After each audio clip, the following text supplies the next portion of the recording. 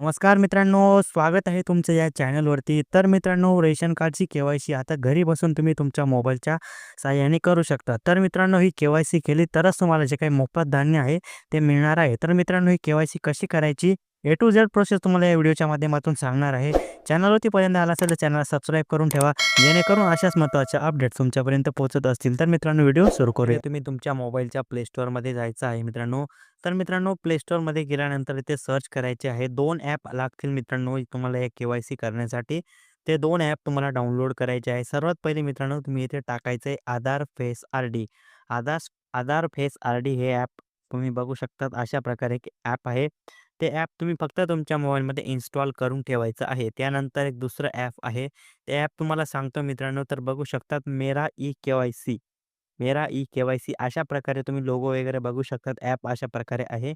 अशा प्रकारे हे ॲप तुम्ही डाउनलोड करून ओपन करायचं आहे मित्रांनो. अशा प्रकारे डाउनलोड केल्यानंतर ओपन केल्यानंतर येथे तुम्हाला आपलं राज्य सिलेक्ट करायचं आहे. तर मित्रांनो येथे तुम्ही आपलं महाराष्ट्र राज्य आहे ते सिलेक्ट करून व्हेरिफाय लोकेशन या बटनावरती एकदा क्लिक करायचं आहे. तुमच्या मोबाईलचं लोकेशन ऑन करून तुम्ही व्हेरिफाय करू शकतात. लोकेशन ऑन केल्यानंतर तुमचे व्हेरिफाय केल्यानंतर अशा प्रकारे तुमच्यासमोर ऑप्शन येईल. आता तुम्हाला मित्रांनो इथे आधार नंबर टाकायचा आहे. आधार नंबर ज्या व्यक्तीचा तुम्ही के-वाय-सी करणार आहेत, त्याच व्यक्तीचा आधार नंबर टाकायचा आहे. तुमच्या घरात जेवढे मेंबर असतील, त्याच्यापैकी सर्वांची के-वाय-सी करायची आहे. सर्वात पहिले तुम्हाला ज्या व्यक्तीची के-वाय-सी करायची आहे, त्याचा आधार नंबर टाकायचा आहे मित्रांनो. आधार नंबर टाकल्यानंतर जो काही आधार नंबरला लिंक नंबर आहे, त्या नंबरवरती ओ-टी-पी पाठवण्यात येईल. तो ओ-टी-पी इथे तुम्हाला लागणार आहे. तर मित्रांनो, आधार नंबर तुम्ही व्यवस्थितपणे टाकल्यानंतर जनरेट ओ-टी-पी या बटनावरती क्लिक केल्यानंतर तुमच्यासमोर एक ओ-टी-पी टाकण्याचं ऑप्शन येईल. तुम्हाला आता ज्या नंबरला ओ-टी-पी आलेला आहे आधार लिंक, त्या नंबरला ओ-टी-पी आलेला आहे. तो बघू शकतात. अशा प्रकारे आल्यानंतर टाकून घ्यायचा आहे.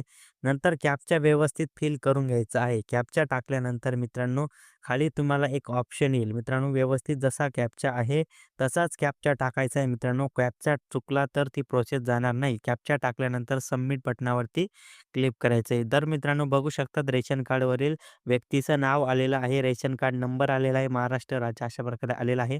नंतर फेस आर-डी या ऑप्शनवरती क्लिक करून एक्सेप्ट या बटनावरती क्लिक करायचं आहे. तर मित्रांनो बघू शकता अशा प्रकारे तुमच्यासमोर एक के-वाय-सीचा आलेला आहे. तर तुम्ही येथे तुमचा फेस टाकून डोळे एकदा चालू बंद करायचे आहे मित्रांनो. ग्रीन कलरचं ऑप्शन आल्यानंतर डोळे चालू बंद केल्यानंतर प्रोसेस आपोआप पुढे जाईल. तर अशा प्रकारे तुमची जी काही के-वाय-सी आहे ते ऑटोमॅटिकली होऊन जाईल. तर बघू शकता मित्रांनो ई-के-वाय-सी रजिस्टर सक्सेसफुल आहे.